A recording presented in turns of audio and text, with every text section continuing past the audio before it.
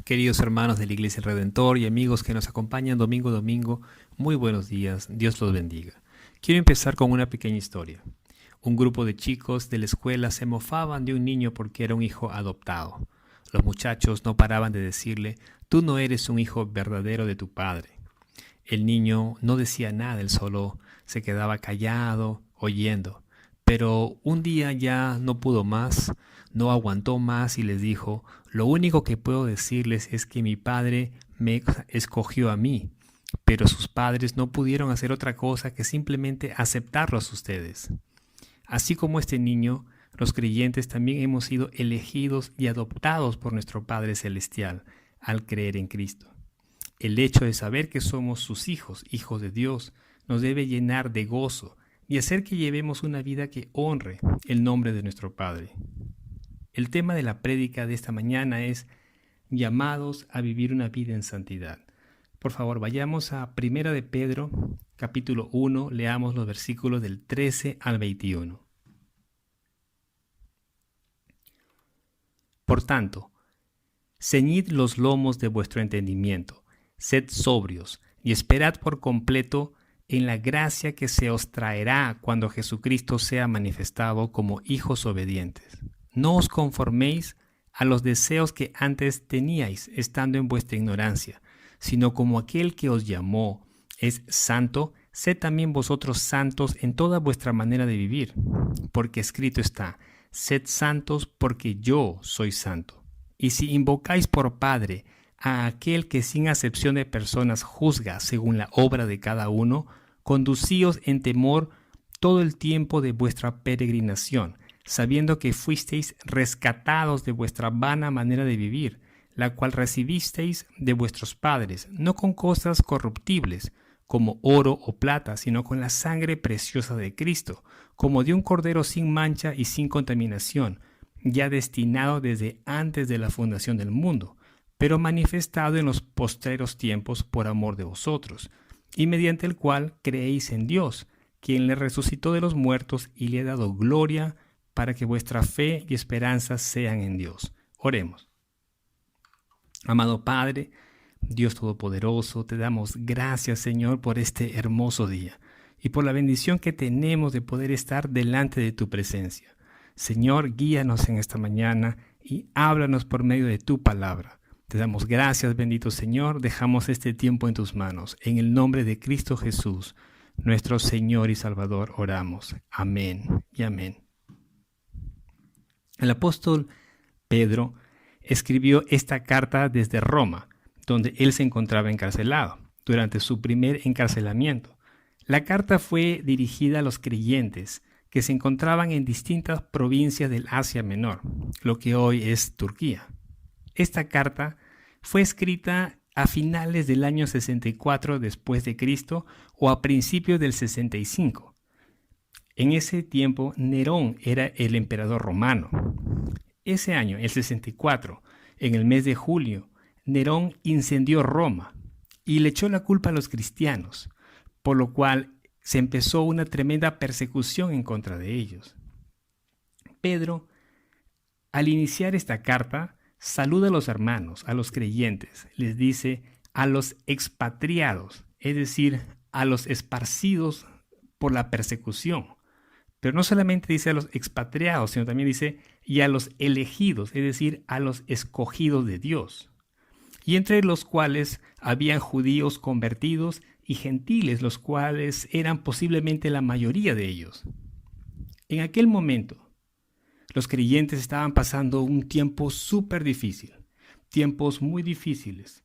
Los cristianos no solamente estaban siendo perseguidos, sino que también eran maltratados por la gente de aquel lugar, de aquella zona de Asia Menor, porque al verlos los consideraban extraños a los cristianos, ya que no seguían la vida desenfrenada y libertina que ellos tenían. Pedro, ante esta situación, al ver a los hermanos, a ver lo que ellos estaban pasando, los exhorta y los anima a permanecer firmes en medio del sufrimiento. Y les insta a estar preparados para actuar. En otras palabras, a que tengan su mente libre de todo obstáculo, como temor o preocupación, para que puedan pensar adecuadamente y actuar de acuerdo a la voluntad de Dios. Pero también les dice que tengan dominio propio y a que pongan su esperanza en la gracia que les será dada cuando Jesucristo sea manifestado. Es decir, cuando el Señor aparezca nuevamente, cuando el Señor regrese por segunda vez a la tierra. Esa esperanza que se menciona en el versículo 13 no se basa o está puesta en una persona, sino en un objeto. Les explico. Ese objeto es la gracia que les será dada. Esta gracia que Pedro menciona aquí en el versículo 13 se refiere a la salvación y a la herencia que hemos de recibir los creyentes.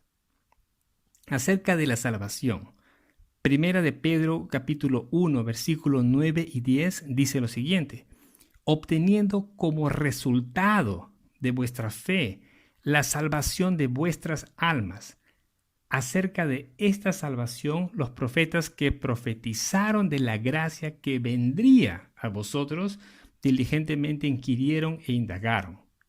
Sobre la herencia, leamos el versículo 4, Primera de Pedro capítulo 1, versículo 4, donde dice: para obtener una herencia incorruptible, inmaculada y que no se marchitará, reservada en los cielos para vosotros.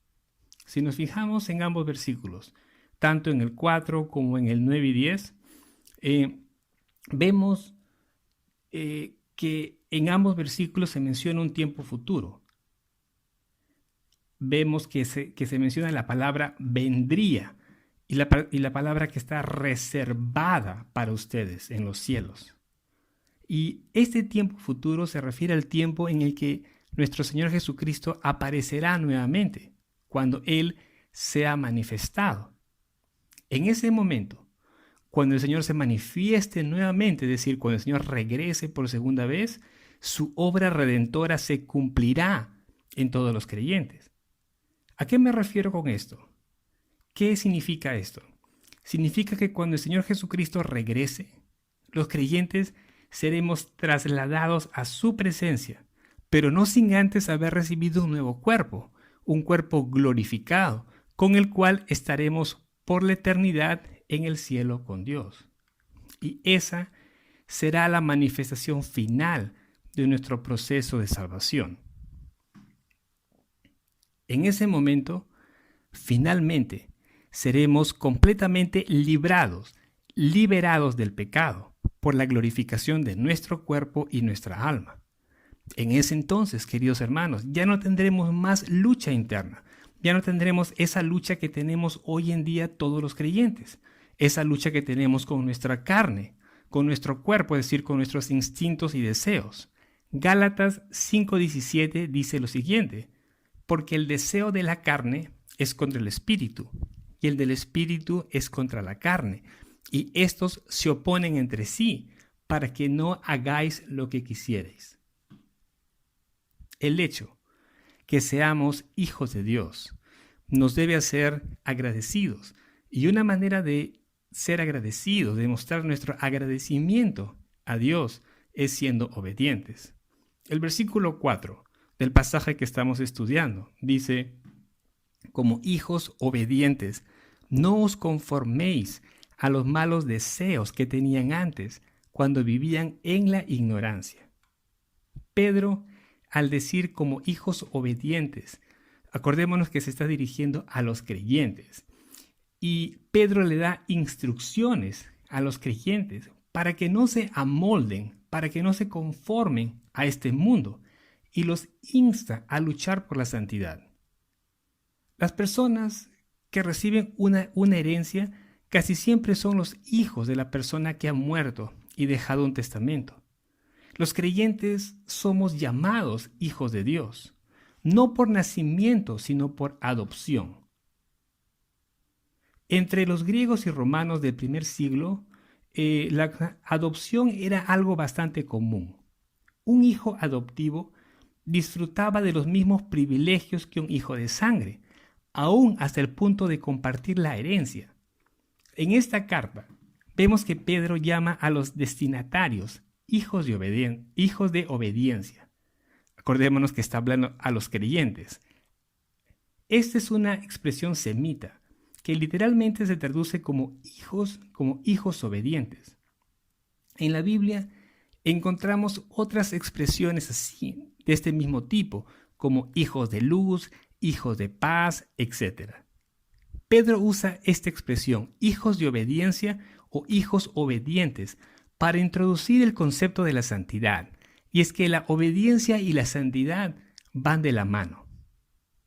Pedro dice, como hijos obedientes, no os conforméis a los deseos que antes teníais estando en vuestra ignorancia. El apóstol Pablo dice algo parecido en Romanos capítulo 12, versículo 2, en cuanto a nuestra manera de vivir. Pablo dice, no os conforméis a este siglo, sino transformaos por medio de la renovación de vuestro entendimiento. En algunas versiones, en vez de decir no os conforméis a este siglo, usan la palabra mundo, no os conforméis a este mundo. Decir este siglo o decir el siglo presente es lo mismo, se refiere a lo mismo. Veamos algunos versículos que hablan acerca de estos dos términos o estas dos frases. Segunda de Corintios 4:4 dice, en los cuales el Dios de este siglo cegó el entendimiento de los incrédulos, para que no les resplandezca la luz del evangelio de la gloria de Cristo, el cual es la imagen de Dios. Y en Gálatas 1, versículo 4 dice, que se dio a sí mismo por nuestros pecados, refiriéndose a nuestro Señor Jesucristo, para librarnos de este presente siglo malo, conforme a la voluntad de nuestro Dios y Padre.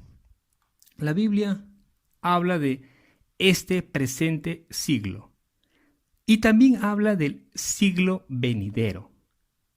Este siglo presente en el cual nosotros vivimos actualmente está controlado y regido por Satanás. La Biblia menciona a Satanás como el príncipe de este mundo, del siglo presente. Este mundo tiene su propio estilo de vida, muy diferente a la manera en que los cristianos debemos vivir y pensar. Hace unos días, haciendo mi devocional, leí el Evangelio de Juan capítulo 7 y allí vi que el Señor Jesucristo le dice a sus hermanos de sangre, que aún no creían en Él. Ellos le dicen a Jesús, ve a Judea para que te vean, para que vean las obras que haces, porque nadie hace nada en secreto cuando procura ser conocido en público. El Señor los escuchó a sus hermanos y les contestó, les dijo, mi tiempo aún no ha llegado, pero vuestro tiempo es siempre oportuno.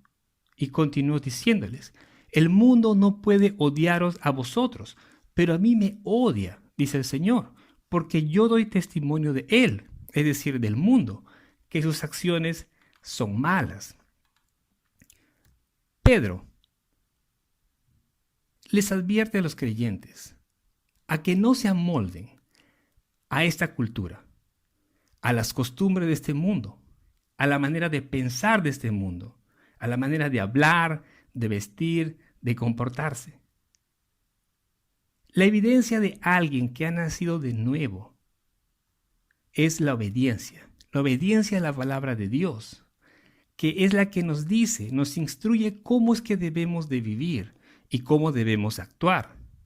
Por otro lado, los incrédulos, aquellos que no han sido regenerados, son desobedientes por naturaleza, de allí que se les llama hijos de desobediencia.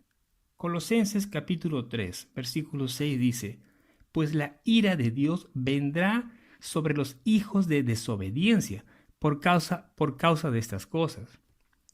Al leer este versículo, Colosenses 3:6, también vemos que se refiere a un tiempo futuro, es decir, al tiempo del juicio de Dios, al juicio final.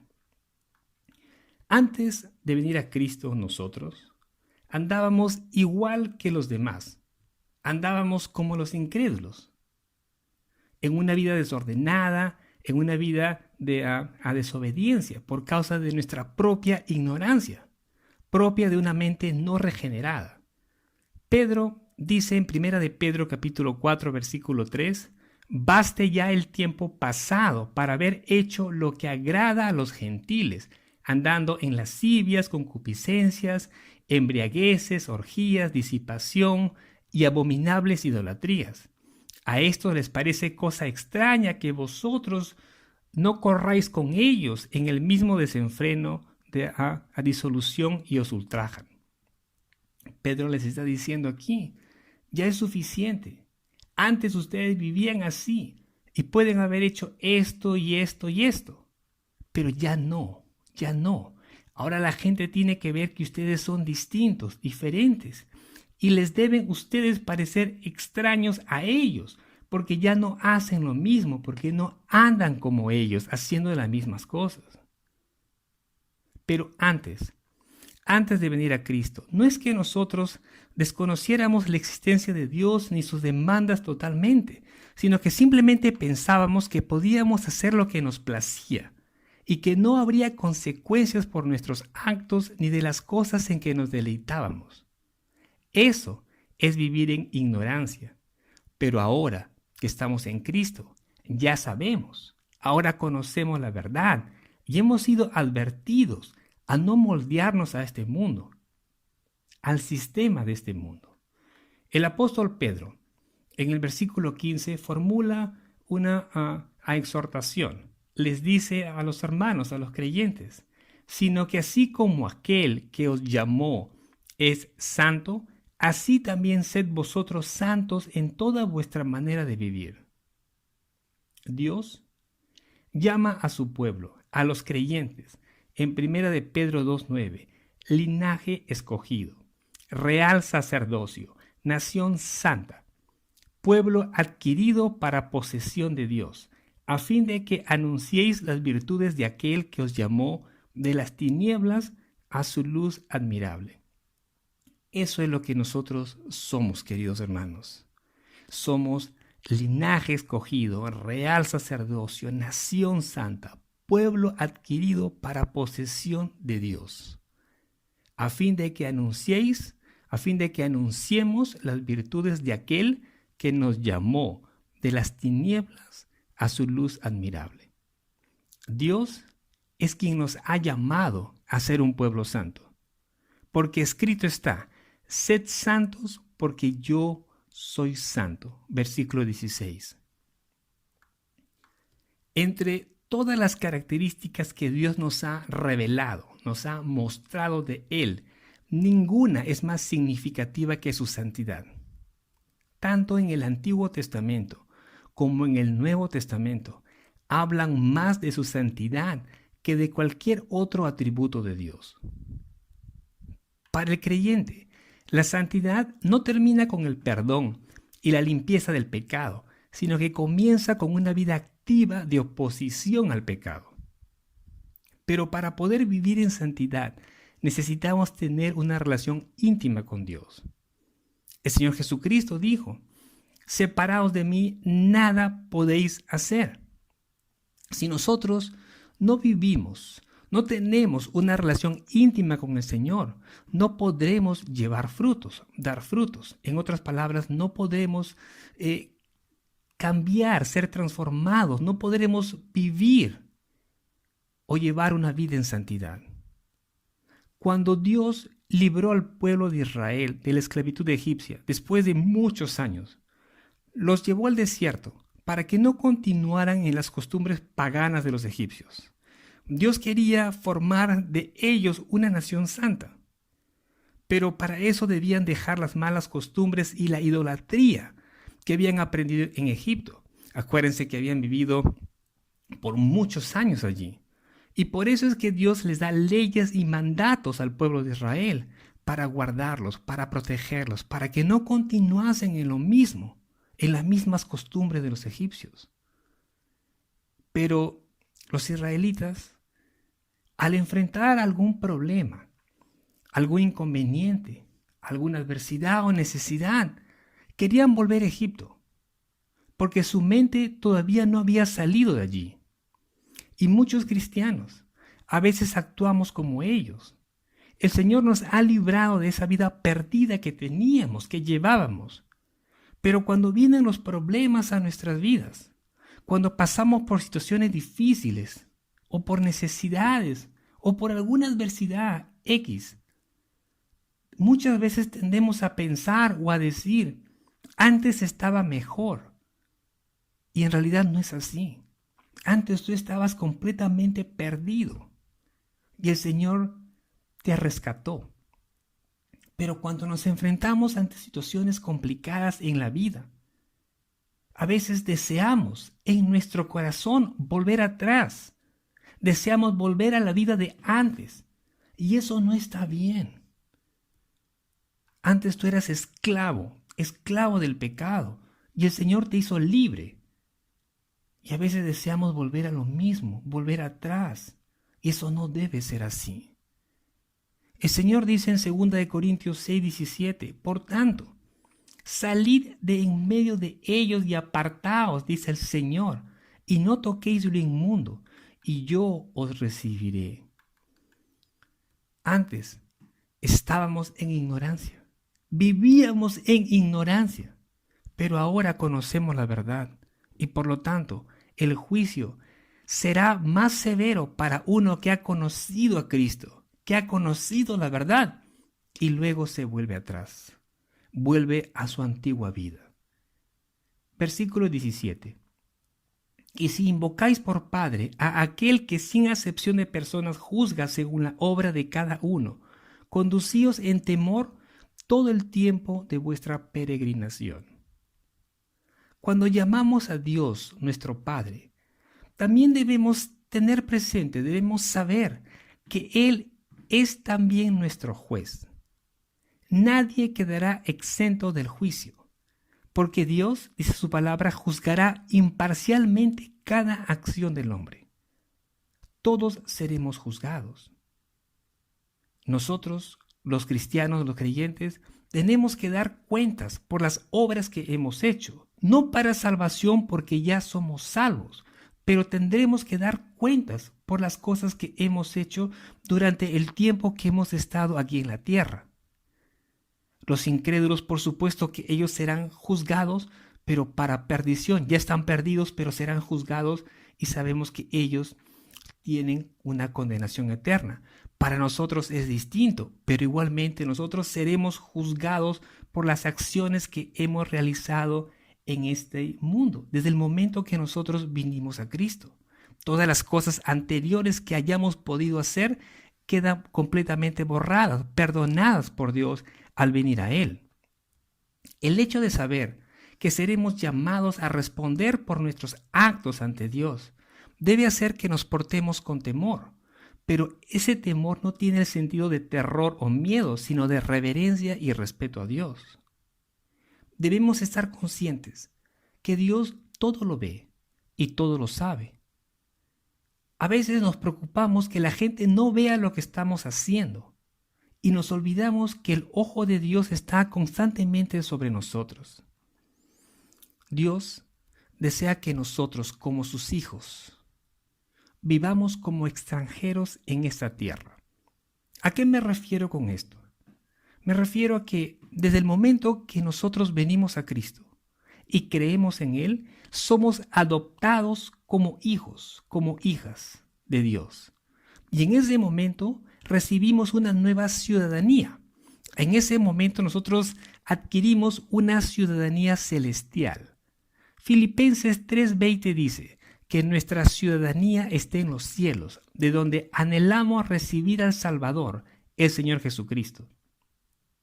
Pero mientras estemos aquí, mientras vivamos en esta tierra, en este mundo, debemos vivir de acuerdo a como el Señor manda en su palabra.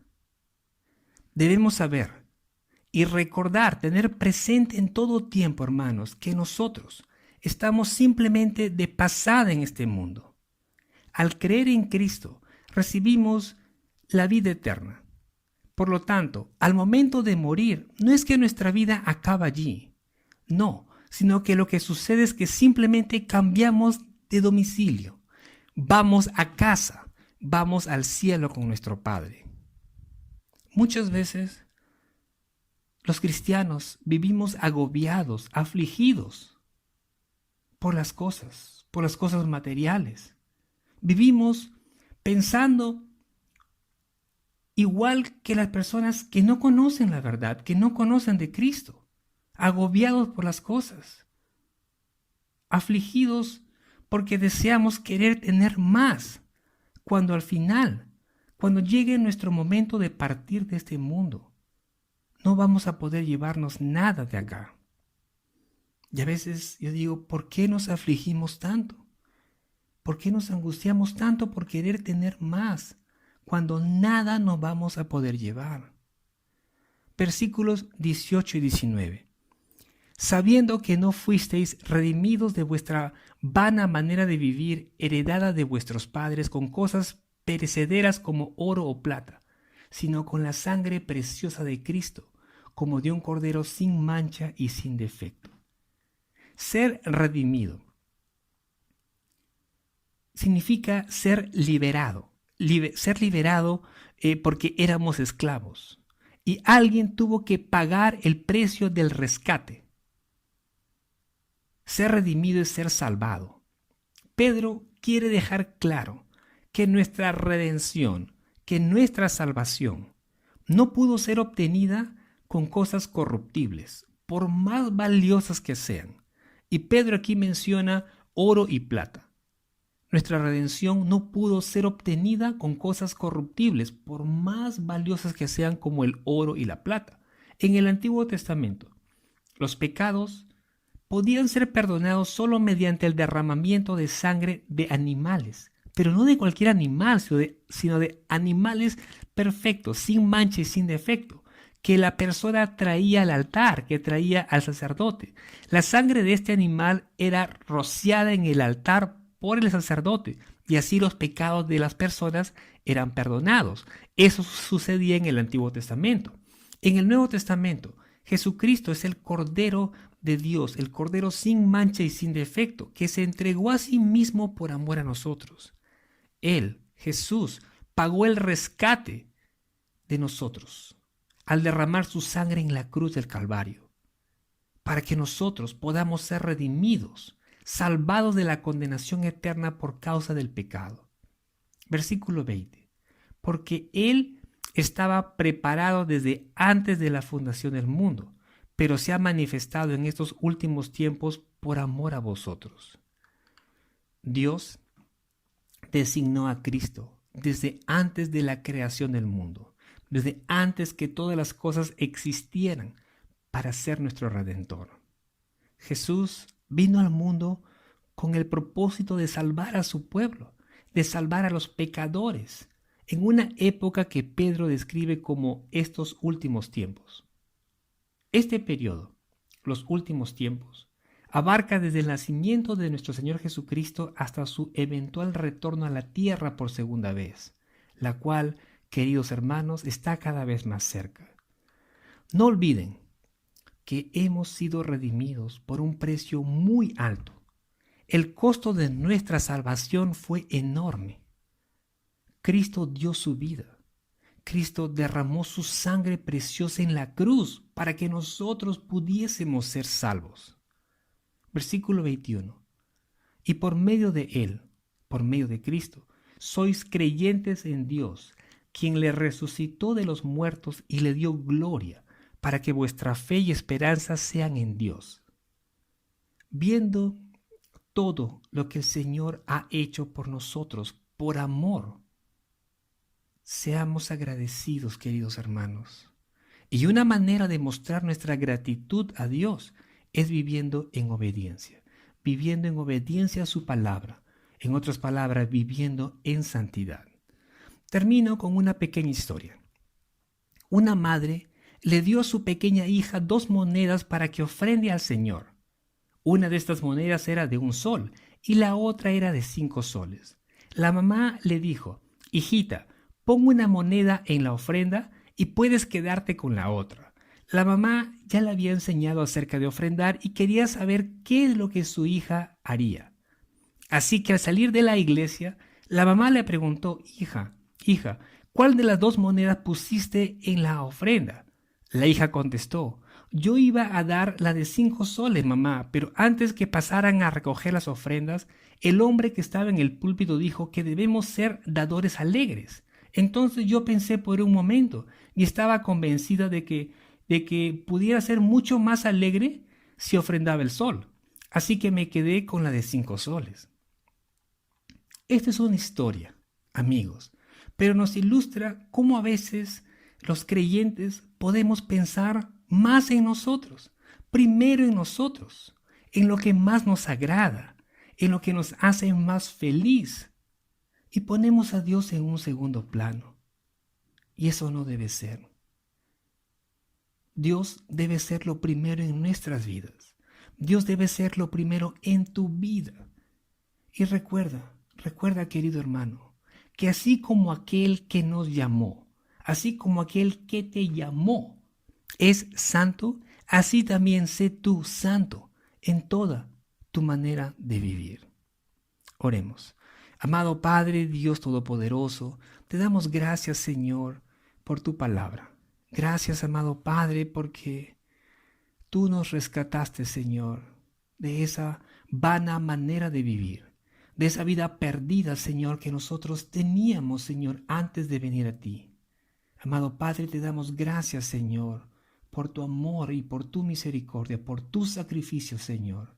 Nosotros hemos sido redimidos, Señor, con tu sangre preciosa, Señor, que tú derramaste en la cruz, amado Señor. Ayúdanos a ser agradecidos, Señor, y a recordar, Señor, tu sacrificio, el sacrificio que hiciste por nosotros, Señor. Ayúdanos a poder conducirnos, Señor, de una manera que pueda honrar tu santo nombre, Señor, durante todo el tiempo que estemos en este mundo, Señor. Ayúdanos a poder vivir en santidad, Señor. Te damos gracias por todo, amado Padre. Bendice la vida de cada uno de mis hermanos, Señor, y fortalécelo, Señor. Y también te pido por todas aquellas personas que nos están escuchando, Señor, y que a lo mejor aún no te conocen, Señor, para que tengas misericordia de ellos, Señor, para que toques sus corazones, Señor, y puedan venir a ti. Te damos gracias por todo, bendito Padre. En el nombre de Cristo Jesús, nuestro Señor y Salvador, oramos. Amén y amén.